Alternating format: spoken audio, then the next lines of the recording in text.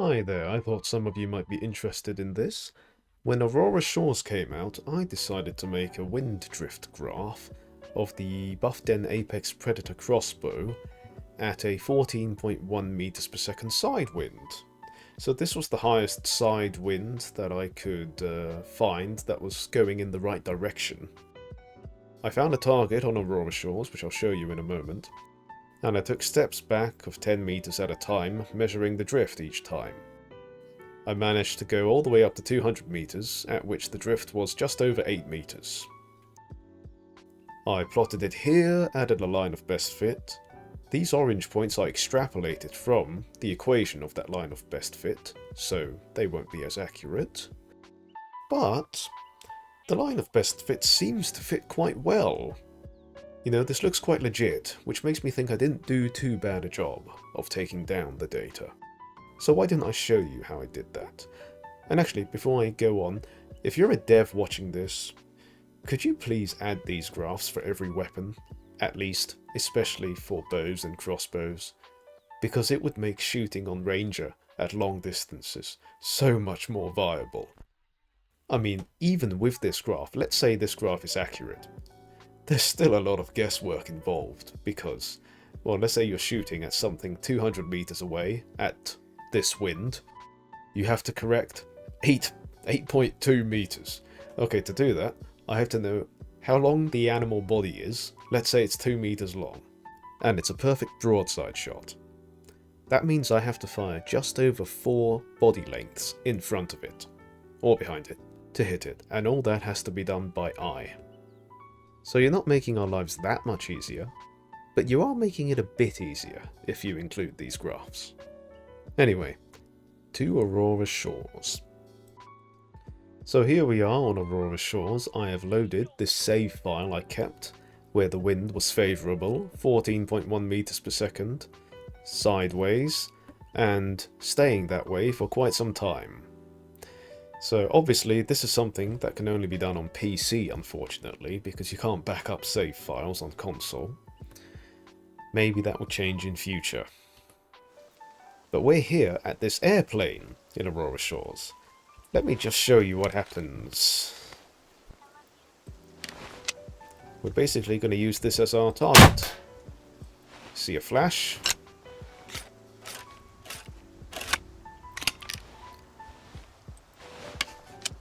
And then we get another flash there. And we are on a mode which has good photo mode, so that we can zoom in on our target to see where the arrows hit. And I can show you how to measure the length of the plane just by using markers. So place one marker at the nose tip, at the tail end, jump on top, go prone, and observe. It's about 10 meters long. I say it's exactly 10 meters long to keep things simple. I think that should be accurate enough. And then basically, well, then we start taking shots and measuring the drift. So I've moved back 100 meters from the plane, 100 meters according to distance measured with the binos from the chassis or body of the plane. And I've taken care to position myself so that the wind is perpendicular to the direction of shot. If you look in the bottom right, you'll see the wind is to my right, directly. And now, we take a shot with the crossbow.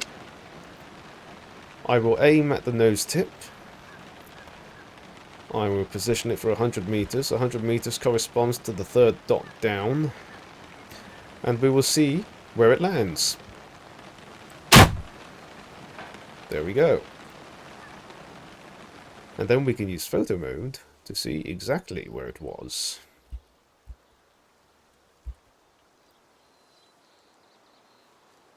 There.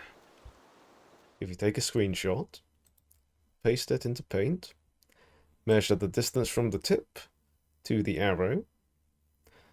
That's 262 pixels. And then the distance to the end of the plane, 1504 pixels. Do 262 divide by 1504 times by the length of the plane, and that is your drift. And just for fun, let's take a 200-meter shot. I know roughly where it's going to hit. Okay.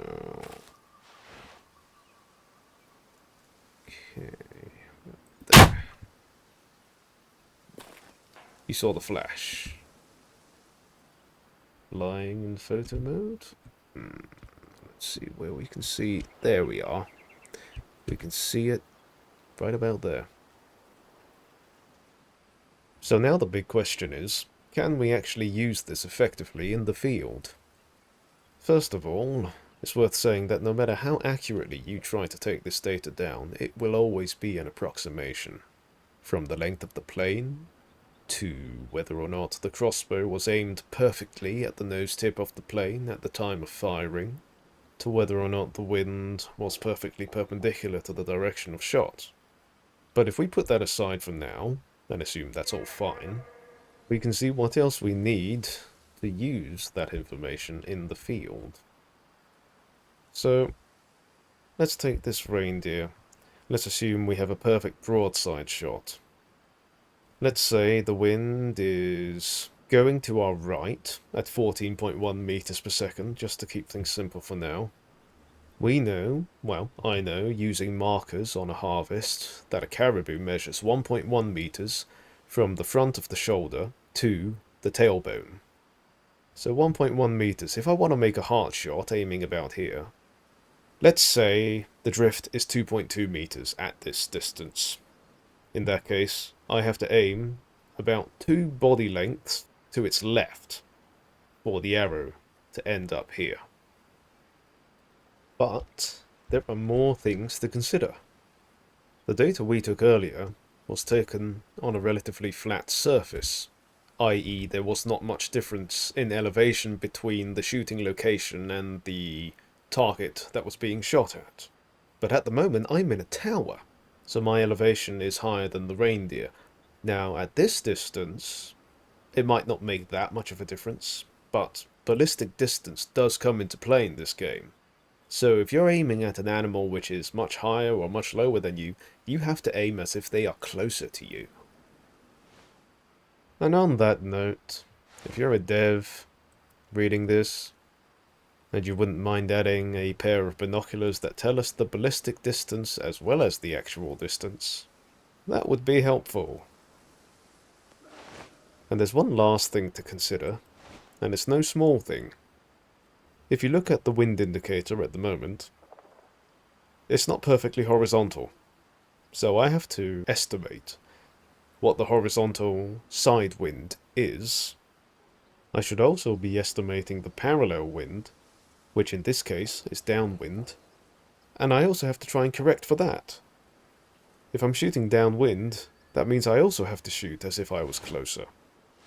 Now I've made a little graph for shooting downwind too, but I'm not very happy with it, so I think I might make it again before sharing it, but it does behave roughly as you expect. The further you shoot, the closer you have to pretend it is. Just a final note on how I've been using this graph. Let's say the sideways wind is 7 meters per second, and we're aiming at something 150 meters away. What I do is I look at this graph for 14.1 meters per second. I realise that 7 is almost exactly half of 14.1. So I look at the deviation, I look at the drift for 14.1 meters per second at 150 meters. That's 4.4 meters, shall we say? All we have to do is halve that, and we have an approximation for the drift at 7 meters per second, so I would take the drift, in this case, to be 2.2 meters. And so far, in the shots where I've actually been successful, that's turned out to be pretty accurate. And now for the finale. I'm going to try and put all that information together and make a successful shot. I'm pretty sure it won't be successful, but let's give it a go anyway.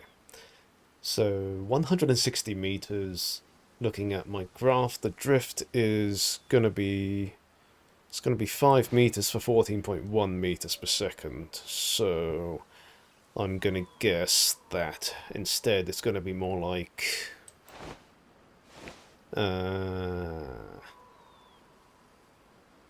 let's say 4.5 meters to the left. So I should aim to the right, over 2 body lengths.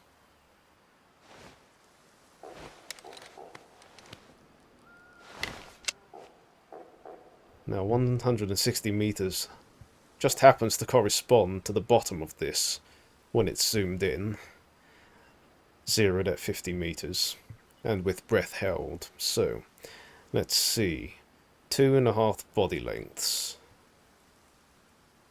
About there, I reckon. Oh god, gotta account for the zoom as well. Okay. 1. Ah, stop moving. 1, 2, 3. There. Well, at least we get another chance. If he gets up.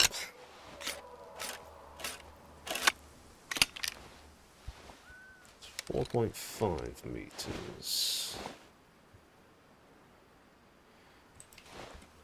I wonder if we can see where the arrow landed. Now this is cheating, obviously, but I'm not a pro at this yet, so I don't care. No, can't see. Okay. Well, we'll wait for him to get up. So he's actually at 165 meters. I aimed as if he was at 160 meters to try and account for the ballistic distance. So did I correct for drift too much? Possibly. Okay. 1, 2, and a bit. There. Okay.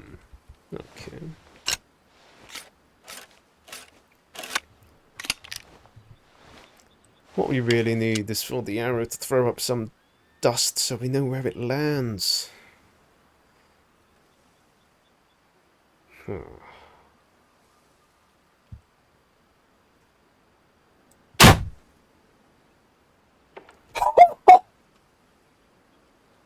Oh my...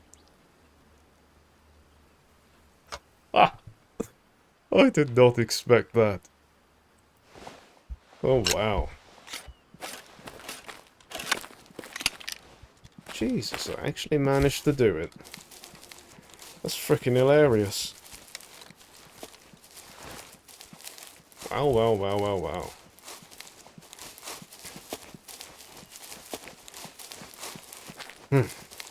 The only thing that could make this better is if I actually did it on Ranger mode.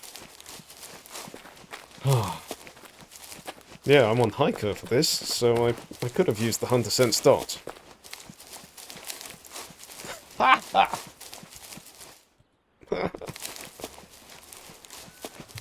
Oh, amazing.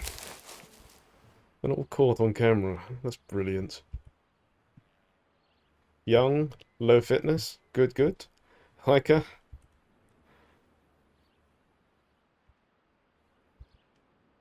...168 meters. Oh. And I could have even... I could have shot even further. So I wonder if the previous arrows went over him. Well, seeing as that's probably my best crossbow shot to date, not even joking, I'm going to taxidermy that as a memento. Well, that was a good hunt.